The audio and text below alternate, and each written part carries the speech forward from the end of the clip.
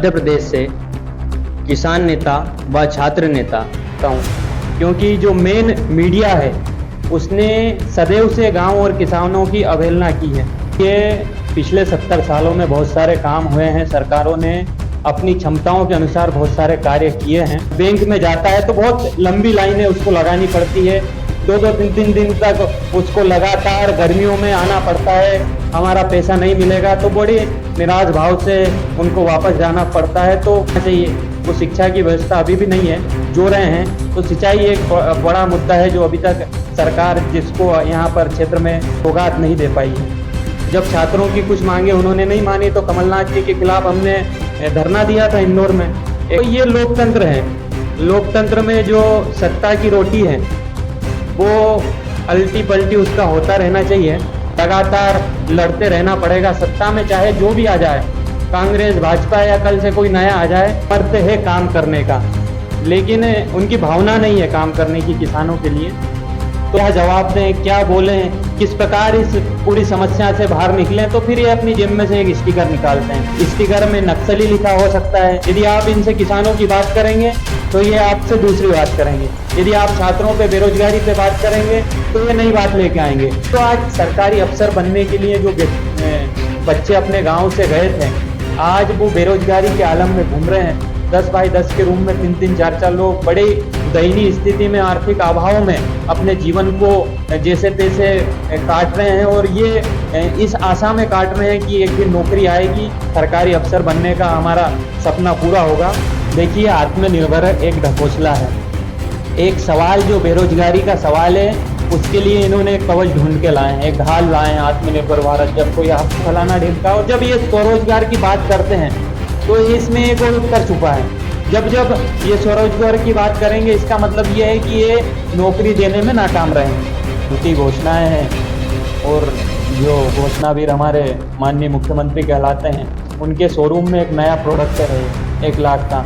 देखिए, राष्ट्रीय स्तर पर जो किसानों की सबसे बड़ी मांग है वो न्यूनतम समर्थन मूल्य गारंटी कानून की मांग है। हर साल में 2 बार घोषणा भी करती है MSP की विभिन्न फसलों के लिए।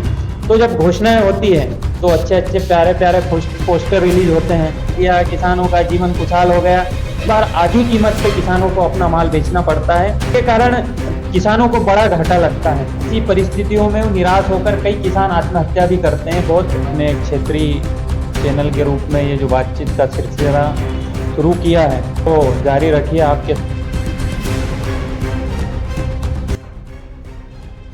PH ऑफिशियल न्यूज़ के ऑफिशियल चैनल में भविष्य की बात में आपका स्वागत है। हमारे साथ है जानी मानी हस्ती जिन्होंने इंडिया टुडे कवर पेज की मैगजीन का दिल्ली किसान आंदोलन में अपना प्रतिनिधित्व किया है। आज हमारे साथ हैं मध्य प्रदेश से किसान नेता व छात्र नेता, इनके नाम से जाने जाते हैं, रंजित किसान वंशी जी से। सबसे पहले तो आपका स्वागत है भविष्य की बात पर। बहुत धन्यवाद।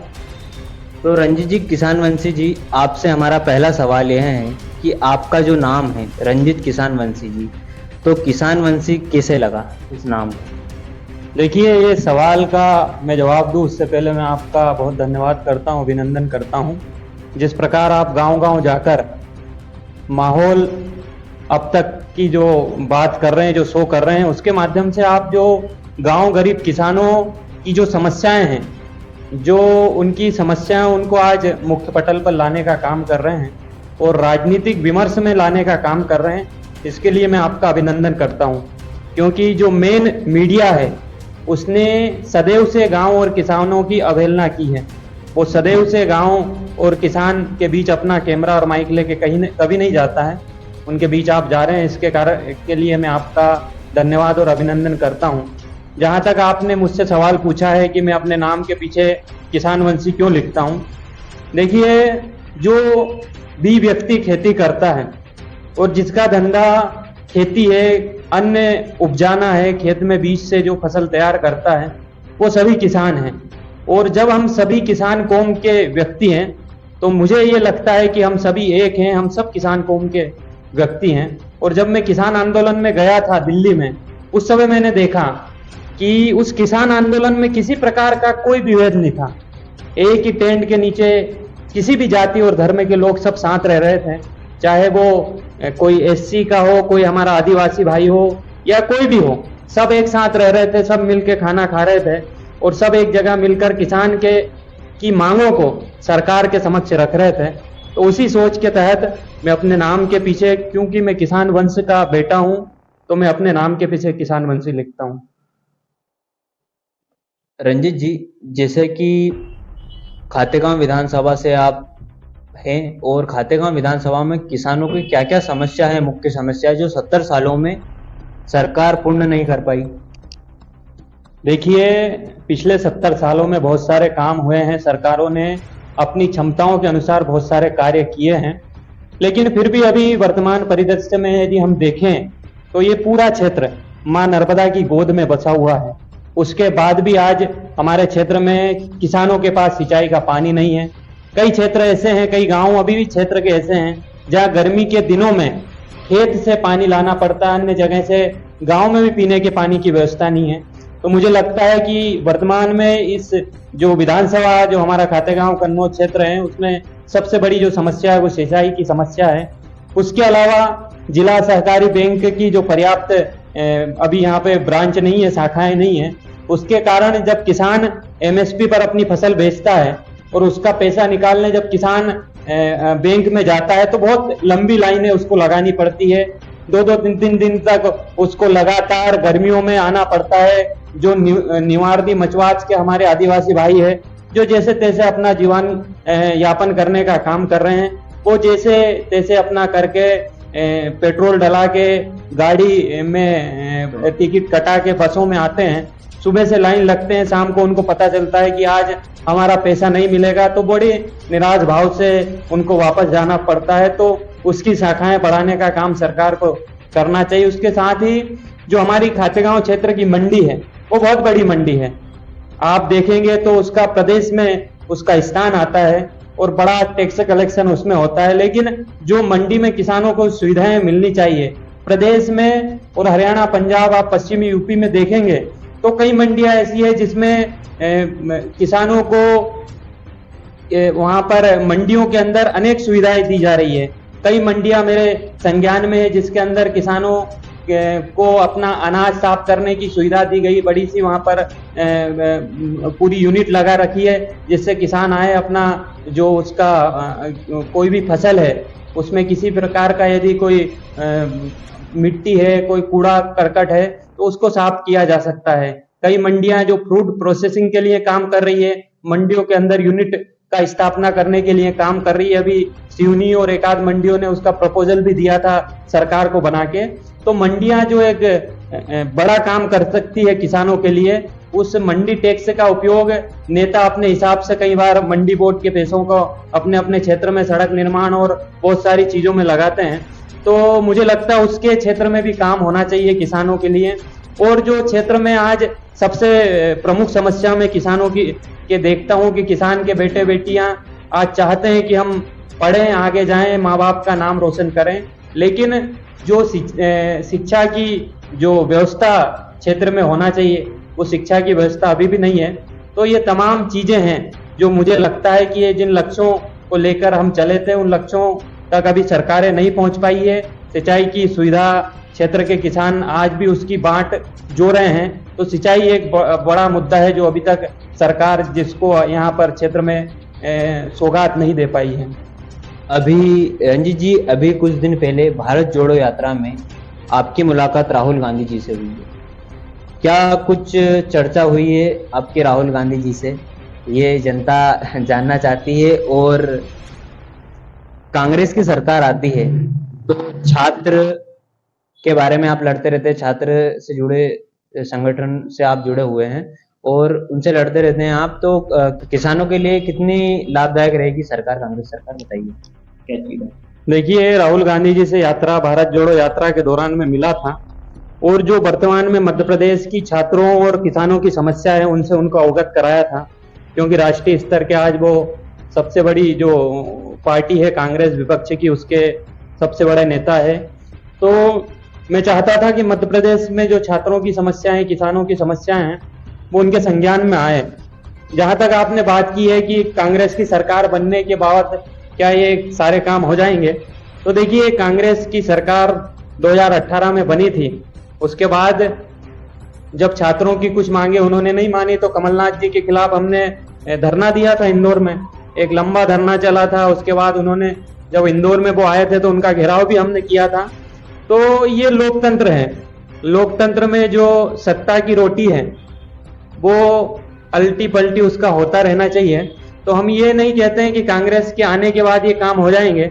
हमारा काम है प्रेशर बनाने का, जो एक प्रेशर ग्रुप बोलते हैं संगठनों को, वो काम हम करते हैं। छात्रों की समस्या है, किसानों की समस्या है, वो कांग्रेस के सामने भी हम रखते हैं। भाजपा के वर्तमान में भाजपा की सरकार है तो स्वाभाविक रूप से उसके सामने रख रहे हैं, उनसे मांग कर रहे हैं। लेकिन जब कांग्रेस की सरकार बनी थी और उन्होंने भी जब काम नहीं किए थे तो मध्य प्रदेश खातेगांव में उनकी वचन पत्र की अर्थी निकालने का काम भी हम लोगों ने किया था।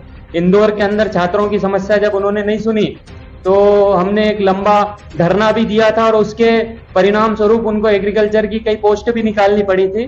तो हमारा ये मानना है मेरा कि कांग्रेस आने से काम होगा नहीं। जितने भी किसान संगठन हैं उनको लगातार निरंतर किसानों की आवाज उठाना पड़ेगा, लगातार लड़ते रहना पड़ेगा। सत्ता में चाहे जो भी आ जाए, कांग्रेस भाजपा या कल से कोई नया आ जाए, हमको हमारी भूमिका निभानी पड़ेगी। हमको किसानों के मुद्दे पर, छात्रों के मुद्दे पर लड़ाई लड़ते रहना पड़ेगी। और जब जब भोपाल में जो नेता हैं वो उनको हम चुन के इसलिए भेजते हैं कि वो क्षेत्र का काम करें, किसानों छात्रों के लिए काम करें, लेकिन जब वो अपने नैतिक दायित्वों को भूल जाते हैं तब ये जनता का फर्ज बनता है, सामाजिक संगठनों का फर्ज बनता है कि वो उनको एहसास दिलाए कि हमने आपको किस लिए भेजा है। लोहिया जी ने कहा था कि जब सड़क सूनी हो जाएगी तो सदन आवारा हो जाएगा। तो सदन ठीक से काम करे, इसलिए हमको सड़क पे समय समय पर आते रहना चाहिए, चाहे सरकार कोई भी हो। जैसा कि रंजीत जी हम भविष्य की बात कर रहे हैं, भविष्य की बात आपके साथ कर रहे हैं, तो भविष्य में आपकी क्या योजना है? क्या आप राजनीति में आना चाहेंगे या आप छात्रों के संगठन में ही काम करना चाहेंगे? देखिए, मैं यहाँ से इंदौर गया था कृषि की पढ़ाई करने के लिए। उसके बाद मेरा चयन खंडवा कृषि महाविद्यालय में हुआ। वहाँ से मैंने अपना स्नातक किया और स्नातक करने के बाद जब मैंने देखा कि सरकारों के पास पर्याप्त सामर्थ्य है काम करने का, लेकिन उनकी भावना नहीं है काम करने की किसानों के लिए, तो मैंने सोचा एमएससी उसके बाद मैंने की, स्नातकोत्तर किया एग्रीकल्चर से।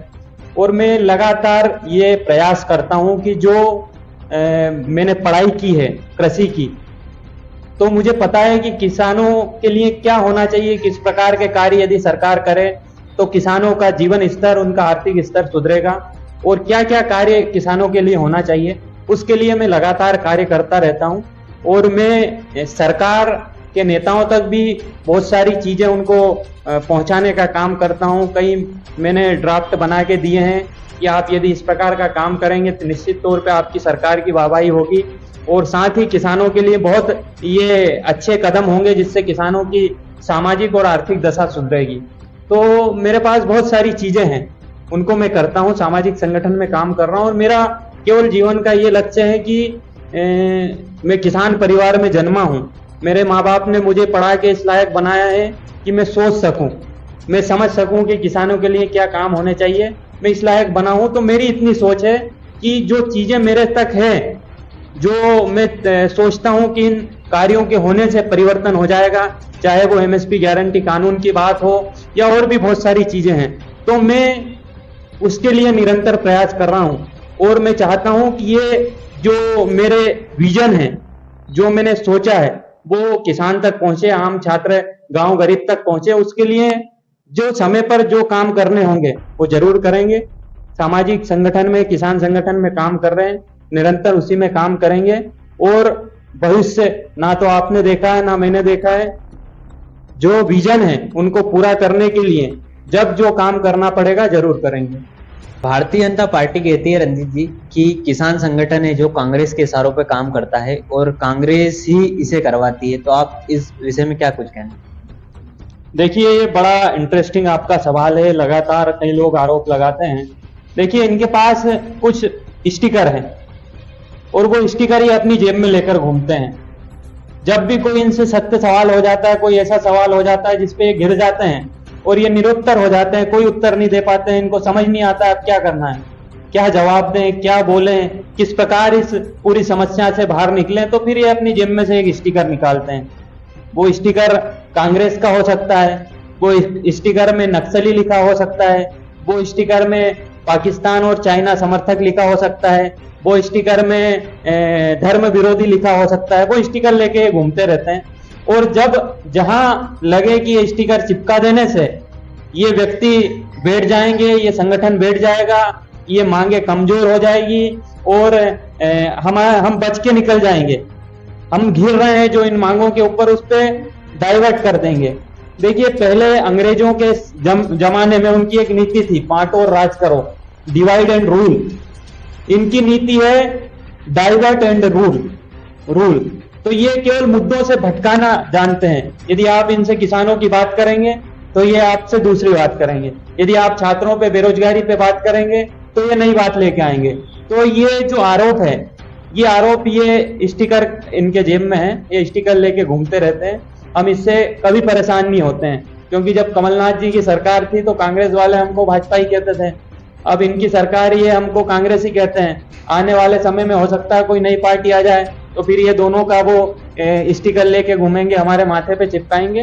तो हम शुद्ध रूप से किसान के लिए काम करते हैं। किसान का मैं बेटा हूं, तो मेरा दायित्व है, पढ़ा लिख कर मैं इतना आगे बढ़ा हूं, तो मेरा दायित्व है कि मैं किसानों की जो समस्याएं हैं वो सरकार तक पहुंचाऊं और सरकार के प्रतिनिधियों तक पहुंचाऊं। किसान आंदोलन जो चला था, सोचिए यदि कांग्रेस के अंदर इतना सामर्थ्य होता तो वो तो कब का आंदोलन कर चुकी होती। किसान आंदोलन खड़ा करने का यदि उनके अंदर सामर्थ्य होता तो वो 2015-16 में खड़ा कर लेते। 3 कानून आने के बाद क्यों खड़े किए? तो कांग्रेस के अंदर इतना सामर्थ्य नहीं है। ये जो किसान कर रहे हैं वो शुद्ध रूप से किसान ही कर पा रहे हैं। और अभी वर्तमान में तो विपक्ष की भूमिका भी किसान और मजदूर और छात्र निभाने का काम मध्य प्रदेश में कर रहे हैं, क्योंकि विपक्ष तो अपने अपने टिकट की जुगाड़ में घूम रहा है। जो वर्तमान में उनके लिए काम कर रहे हैं, विपक्ष की भूमिका भी किसान निभा रहे हैं। चाहे वो आप मध्य प्रदेश की पृष्ठभूमि पे देख लीजिए, चाहे आप राष्ट्रीय पृष्ठभूमि पे देख लीजिए, किसान अपने आंदोलन खुद के बल पे कर रहे हैं। रंजीत जी, आपने इंदौर में सत्याग्रह भी चलाया था, छात्र आंदोलन भी किया था NEYU के ओर से, तो आपकी छात्रों को लेकर क्या मांग रहे हैं? देखिए, हमने भर्ती सत्याग्रह चलाया था और भर्ती सत्याग्रह के पीछे पूरा कॉन्सेप्ट ये था कि सरकार ये सोचती है कि यार छात्र उपद्रवी होते हैं, आतंकित करने का काम करते हैं, जब भी सड़क पर आते हैं कुछ इस प्रकार की चीजें करते हैं जिससे राष्ट्रीय संपत्ति का नुकसान होता है। तो हमने एक भर्ती सत्याग्रह, और सत्याग्रह आपने देखा पूरा आजादी का आंदोलन उसी के पृष्ठभूमि पे चला था, तो हमने भर्ती सत्याग्रह चलाया था। और वर्तमान में यदि हम देखें तो छात्रों की सबसे बड़ी जो समस्या है वो बेरोजगारी की समस्या है। आज मध्य प्रदेश में इस समय कई न्यूज में आंकड़े आते हैं कि 50 लाख तक बेरोजगार है, वहीं ऑफिशियल भी आंकड़े हैं 20-25 लाख के। तो इतने बेरोजगार हैं, और ये कोई सामान्य बेरोजगार नहीं है, सारे डिग्रीधारी बेरोजगार हैं। किसी ने स्नातक किया, किसी ने स्नातकोत्तर किया, कोई PhD है, कोई और भी बड़ी बड़ी डिग्रियां, MBA, चाहे वो इंजीनियरिंग की डिग्री करके घूम रहा हो। तो देखिए, गांव से जब कोई बच्चा शहर की ओर जाता है तो मुझे लगता ना केवल वो बैग में अपना सामान लेके जाता है, बल्कि बैग में अपने माँ बाप के सपनों को, गांव वाले की आकांक्षाओं को लेकर जाता है। और वो ये प्रयास करता है कि मैं अपना सबसे अच्छा मेहनत करके किस प्रकार से अपने माँ बाप का सपना पूरा करूं। कई लोगों का सपना था अधिकारी बनने का, लेकिन मध्य प्रदेश में आप देखिए, इतना दुर्भाग्य की बात है कि 2019 से लेकर अभी तक PSC कोई एग्जाम नहीं ले पाया है। एग्जाम ले पाया तो उसका भर्ती नहीं हो पा रही, लगातार कोर्ट में जाकर हर भर्ती प्रक्रिया को बाधित हो जाती है, कोर्ट में जाकर आरक्षण के और अन्य मुद्दों को लेकर। तो सरकार इसके ऊपर गंभीर नहीं है। तो हमने सरकार के समक्ष कई सुझाव रखे थे। उस समय भी हम वो काम नहीं करते हैं केवल समस्या बताने का, हम सुझाव भी बता रहे हैं सरकार को। हमने इसके लिए भी बताया था कि सरकार 2-3 यदि कदम उठाएगी तो निश्चित तौर पर मध्य प्रदेश के छात्रों का भला होगा। उसमें एक कदम ये था कि सरकार वर्तमान में 4 साल कोई नौकरियां नहीं देती है, फिर अंतिम वर्ष में वोट बैंकिंग की खातिर या अन्य चीजों के लिए, वाहवाही लूटने के लिए वैकेंसियां देने का काम करती है। तो हमने सरकार को कहा था कि मध्य प्रदेश में जितने भी विभाग हैं उसमें 10% भर्ती आप हर साल करने का काम करिए, ताकि एक निरंतरता भर्तियों में बने। और जो बच्चा यदि 2018 में जो पास आउट हुआ था, 2019 में पास आउट हुआ था, उसको 2023 तक इंतजार ना करना पड़े, 22-23 तक इंतजार ना पड़े, उसको स्नातक होने के अगले साल ही उसको नौकरी मिले, उसी वर्ष नौकरी मिले। तो 10% का एक नियम बनाइए। उसके साथ ही आप जितनी भी व्यापम में भर्तियां होती है उसमें घपले घोटाले हो जाते हैं।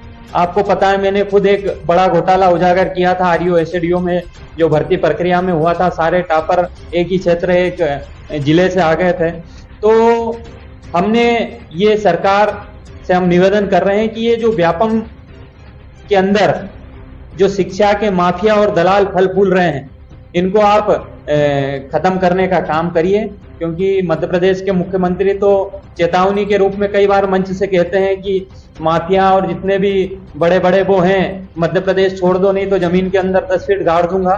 तो हम कहते हैं कि आप इन माफियाओं को, शिक्षा के दलाल और माफियाओं को खत्म कीजिए और मध्य प्रदेश में व्यापम को खत्म करके, नाम बदलने से कुछ नहीं होगा, इसको खत्म करके संवैधानिक आयोग का दर्जा दीजिए। जिस प्रकार आज देश में आईबीपीएस बैंकिंग के लिए काम करता है, कोई पेपर आउट नहीं होता है, कभी कोई एग्जाम कैंसिल नहीं होती है, कभी कोई उसमें विवाद नहीं होता, हमेशा समय पर एग्जाम होती है, रिजल्ट आता है और बच्चों को उसका फायदा मिलता है। तो जो आज सरकारी अफसर बनने के लिए जो बच्चे अपने गांव से गए थे, आज वो बेरोजगारी के आलम में घूम रहे हैं। 10 बाई 10 के रूम में 3-3, 4-4 लोग बड़ी दयनीय स्थिति में, आर्थिक अभाव में अपने जीवन को जैसे तैसे काट रहे हैं। और ये इस आशा में काट रहे हैं कि एक दिन नौकरी आएगी, हम उसमें फॉर्म डालेंगे, हम उसमें उत्तीर्ण होंगे और सरकारी अफसर बनने का हमारा सपना पूरा होगा। तो ये तमाम मांगों को लेकर हमने वो पूरा भर्ती सत्याग्रह चलाया था और यही सुझाव है। यदि सरकार इस पे काम करेगी, निश्चित तौर पे बेरोजगारी की ये जो आज इतनी भयंकर एक महामारी, से बड़ी महामारी मध्य प्रदेश में है, इसका उन्मूलन होगा। एक और मोदी सरकार बात कर रही है कि मोदी सरकार के पक्ष के नेताओं से बात की जाती है कि बेरोजगारी बढ़ रही है, तो वो बोलते हैं आत्मनिर्भर बन रहा है भारत, आत्मनिर्भर की ओर बढ़ रहा है। तो इस विषय में आपका क्या कुछ कहना? आत्मनिर्भर बन रहा है, कितना बना है? और बेरोजगार युवा को रोजगार की जगह बात करते हैं कि आत्मनिर्भर बनाने की हमारी पहल रहेगी। देखिए, आत्मनिर्भर एक ढकोसला है। एक सवाल जो बेरोजगारी का सवाल है, उसके लिए इन्होंने एक कवच ढूंढ के लाए हैं, एक ढाल लाए हैं, आत्मनिर्भर भारत। जब कोई आप इनसे बेरोजगारी पूछेगा तो आत्मनिर्भर भारत बताता ये वो दिखाएंगे। आत्मनिर्भर भारत में क्या है? ये बोलते हैं स्वरोजगार करो। आप एक कोई मध्य खातेगांव का कोई युवा, कोई कन्नौज का युवा कोई स्वरोजगार करने जाएगा तो बोलेगा बैंक आपको लोन देगी। जाके देखिए कोई बैंक लोन देती है क्या? कोई बैंक लोन नहीं देगी साहब, आपको बोल देगी कि आप कुछ लाइए तब लोन देंगे। तो ये बातें करने में बड़ी अच्छी लगती है। इसी रूम में बैठ के आप दो बड़े लोग, राजनीतिक लोग बोले कि हाँ हम तो आत्मनिर्भर बना रहे हैं, हम तो स्वरोजगार दे रहे हैं, फलाना ढिमका। और जब ये स्वरोजगार की बात करते हैं तो इसमें एक और उत्तर छुपा है। जब जब ये स्वरोजगार की बात करेंगे, इसका मतलब ये है कि ये नौकरी देने में नाकाम रहे हैं। ये इस बात को स्वीकार कर रहे हैं कि हम नौकरी नहीं दे पाए युवाओं को। हमने इतने समय मध्य प्रदेश में राज किया है, लेकिन हम युवाओं को नौकरी नहीं दे पाए हैं। और हम अब युवाओं को कह रहे हैं हम तो नौकरी नहीं दे पाएंगे। भैया आप अपना अपना खुद देखिए, आप आत्मनिर्भर बनिए, खुद अपनी व्यवस्था करिए। सरकार ने हाथ खड़े कर दिए, हम कुछ नहीं कर पाएंगे। जैसा कि चुनाव आने वाले हैं 2023 में, अब सरकारी नौकरी भी निकली है, 1 लाख पदों पे वैकेंसी भी निकली है। तो आप इसको किस तरह से देखना चाहते हैं कि जैसे कि चुनाव आते ही 1 लाख नौकरी का ऐलान कर दिया है सरकार ने, तो आप क्या बोलना चाहेंगे सरकार को? देखिए, ये जो पूरा झूठी घोषणाएं हैं और जो घोषणावीर हमारे माननीय मुख्यमंत्री कहलाते हैं, उनके शोरूम में एक नया प्रोडक्ट है 1 लाख का। वो प्रोडक्ट को उन्होंने 2017 के उनके ट्वीट उठाकर आप देख लीजिए। 2017 के समय भी उन्होंने बेचा था 1 लाख पदों को, और फिर एक बार पुनः बेच रहे हैं कि 1 lakh post 1 lakh post. 1 lakh post किस प्रकार से निकालेंगे, इस पे कोई स्पष्टीकरण नहीं है। किस ग्रुप की पोस्ट निकलेगी, उस पे कोई स्पष्टीकरण नहीं है।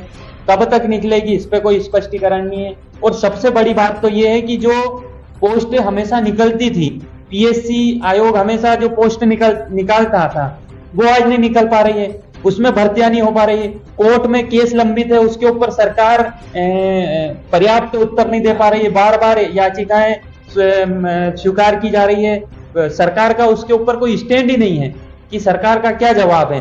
सरकार के ढुलमुल रवैये के कारण पिछले इतने सालों से वैकेंसियां रुकी हुई है, और सरकार तो यदि चपरासी की भी नौकरी निकाल दे तो भी उसको गिन लेती है 1 लाख पोस्ट में। यदि रोजगार मेले लगाती है सरकार आजकल दिखाने के लिए, रोजगार मेले के अंदर कई लोगों को प्रमाण पत्र दे दिए जाते हैं, कई लोगों को ज्वाइनिंग लेटर दे दिए जाते हैं। जब वो जाते हैं तो उनको नौकरियां नहीं मिलती है। फर्जी आंकड़े बनाए जाते हैं दिखाने के लिए कि 1 लाख पोस्ट में ये भर्ती हमने कर ली, फर्जी आंकड़े बनाए जाते हैं। तो ये एक झूठ का पुलिंदा है 1 लाख नौकरियां। हम चाहते हैं कि ना केवल घोषणा हो, उस पर काम हो। यही मध्य प्रदेश के मुख्यमंत्री जी हैं जो मुझे लग रहा है, जहां तक यदि मैं सही हूं तो उस चुनाव के समय इन्होंने घोषणा की थी कि मध्य प्रदेश के नौकरियों में अब मध्य प्रदेश के मूल निवासियों को, मध्य प्रदेश के युवाओं को ही प्राथमिकता दी जाएगी। कोई भी फॉर्म निकलेगा, मध्य प्रदेश के जो बेटे बेटियां हैं वो ही फॉर्म डालेंगे और उनको ही नौकरी मिलेगी। वो नियम आज तक लागू नहीं हुआ। आप देखिए घोषणा में इनके है, इनके ट्विटर पर आप चेक करिए, इनके कई आपके वीडियो मिल जाएंगे जिसमें माननीय मुख्यमंत्री ये कह रहे हैं कि अब मध्य प्रदेश के लोगों को ही रोजगार मिलेगा, उनको ही प्राथमिकता दी जाएगी। लेकिन अभी भी वही धर्रा चल रहा है, कोई भी आ रहा है, जबकि अन्य प्रदेशों में ये नियम है। इसके लिए भी हम लगातार उनसे निवेदन कर रहे हैं, वो नियम भी अभी तक उस पर काम नहीं हो पा रहा है। तो जिस प्रकार पूर्व में बहुत सारी घोषणाएं हुई है, ये भी एक घोषणा है। रंजीत जी, राष्ट्रीय स्तर पर किसानों की क्या मांग है जो अभी तक पूर्ण नहीं हो पाई है, और क्या क्या मांग है उनकी? देखिए, राष्ट्रीय स्तर पर जो किसानों की सबसे बड़ी मांग है वो न्यूनतम समर्थन मूल्य गारंटी कानून की मांग है, जिसको लंबे समय से चाहे वो भारतीय किसान संघ जो खुद भारतीय स्वयंसेवक संघ का एक अनुषंगिक संगठन है, वो भी मांग करते हैं। वो लाभकारी मूल्य बोलते हैं इसी को। तो ये सबसे बड़ी मांग है किसानों की। इसके अलावा जो प्रधानमंत्री फसल बीमा योजना में जो विसंगतियां हैं, उसके अलावा जो कर्ज वाली जो समस्या है, अब जो एमएसपी गारंटी कानून है वो सबसे बड़ी मांग इसलिए है कि देखिए, जो किसान जब फसल बोने जाता है तो उसको बीज जिस रेट में मिलता है, और सरकार साल में 2 बार घोषणा भी करती है एमएसपी की विभिन्न फसलों के लिए। तो जब घोषणाएं होती है तो अच्छे अच्छे प्यारे प्यारे पोस्टर रिलीज होते हैं, सारे नेता डालते हैं एमएसपी इतने % बना दी, ये कर दिया, किसानों को इतना फायदा कर दिया, किसानों का जीवन खुशहाल हो गया। लेकिन जब बेचने जाता है, क्योंकि जब सीजन चालू होता है उसके पहले ही घोषणा हो जाती है, लेकिन जब हार्वेस्टिंग होती है, किसान अपना माल लेके जाता है, तो जो एमएसपी होती है कई बार उससे बहुत नीचे, कई बार आधी कीमत पे किसानों को अपना माल बेचना पड़ता है, और उसी के कारण सारी समस्याएं होती हैं। जब किसान 1800-2000 का मक्का 800-900 रुपए क्विंटल में बेचेगा, तो सोचिए उसको कितना घाटा होगा। एक एकड़ के ऊपर, 1 क्विंटल के ऊपर 1000 का घाटा हो रहा है। चाहे आप मूंग ले लीजिए, मूंग की खरीदी हो रही है हमारे यहाँ, लेकिन कई प्रदेशों में अभी भी मूंग की खरीदी नहीं हो रही है। हमारे यहाँ सोयाबीन की खरीदी नहीं होती है। तो उसके कारण किसानों को बड़ा घाटा लगता है, और बड़ा घाटा जब किसानों को लगता है तो वो अपने दैनिक गतिविधियों को, चाहे उसके घर शादी का कार्यक्रम हो, चाहे उसके माँ बाप को उसका इलाज कराना हो, अपने बेटे बेटियों की पढ़ाई कराना हो, उसके लिए किसानों को फिर कर्ज लेना पड़ता है। और कर्ज के चक्र में जब वो फंसता है तो कई बार साहूकारों के जो बड़े मोटे दर पर ब्याज पर पैसा देते हैं, कई बार बैंक में भी वो डिफॉल्टर हो जाता है, क्योंकि प्राकृतिक आपदाएं बीच में आ जाती हैं, पैसा भर नहीं पाता है, और ऐसी परिस्थितियों में वो निराश होकर कई किसान आत्महत्या भी करते हैं। बहुत दुखद है कि आज 70 साल बाद भी किसान लगातार आत्महत्या कर रहे हैं। तो मुझे लगता है कि सरकार को जो ये सबसे बड़ी मांग है, न्यूनतम समर्थन मूल्य गारंटी कानून की मांग, इसको मान लेना चाहिए। और ये मांग यदि सरकार मान लेती है तो किसानों के जीवन स्तर में बहुत बड़ा आपको परिवर्तन देखने को मिलेगा। क्योंकि जब किसान की जेब में पैसा आएगा तो वो पैसा घूम के बाजार में आएगा, और जब बाजार में पैसा आएगा तो निश्चित तौर पे किसान कोई भी चीज खरीदेगा तो उस पर 18% जीएसटी तो देगा। जीएसटी सरकार के खजाने में ही जाएगी, उससे सरकार का फायदा होगा। तो ये मुझे लगता है कि इकोनॉमिकल बूस्टर का काम करेगा। जो हमारी इकोनॉमी है इसके लिए बूस्टर का काम करेगा। तो हमारी सबसे बड़ी मांग यही है कि न्यूनतम समर्थन मूल्य की सरकार कानून बनाए और हर खेत तक पानी पहुंचाने का काम करे, बिजली पहुंचाने का काम करे। क्योंकि जब आज हम बड़े गर्व के साथ कहते हैं कि हमने चांद के ऊपर पानी खोज लिया, इसके ऊपर हम अपनी पीठ थपथपाते हैं, वाहवाही लूटते हैं, तब हमको दूसरी तरफ ये देखना चाहिए कि मध्य प्रदेश के गांव में अभी भी पानी नहीं पहुंचा है। भारत के बहुत सारे गांव हैं, बुंदेलखंड का एरिया वहां भी अभी पानी नहीं पहुंच पाया है। तो ये तमाम जो बड़ी समस्या आज है। भविष्य की बात में आपको बात करके कैसा लगा रंजीत जी, बताइए। बहुत ही अच्छा लगा और मैं आपको शुभकामनाएं देता हूं कि आपने एक क्षेत्रीय चैनल के रूप में ये जो बातचीत का सिलसिला शुरू किया है तो आप इसको जारी रखिए। आपके सामने कई बाधाएं भी आएगी। मेरी आपको शुभकामनाएं आपके भविष्य के लिए, आपके चैनल के भविष्य के लिए।